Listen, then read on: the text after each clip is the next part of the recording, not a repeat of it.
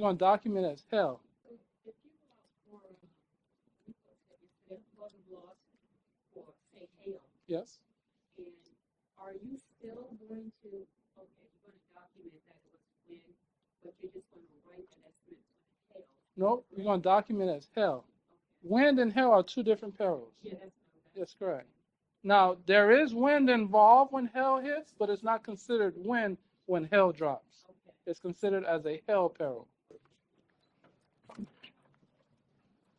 I think you was asking if you went on a airplane Yes. and you found mostly wind damage, Right? are you writing a airplane or are you writing wind? If they call it hail and you found wind damage, you're writing it up for wind. And you're making a note to the desk adjuster that it was wind damage and not hail.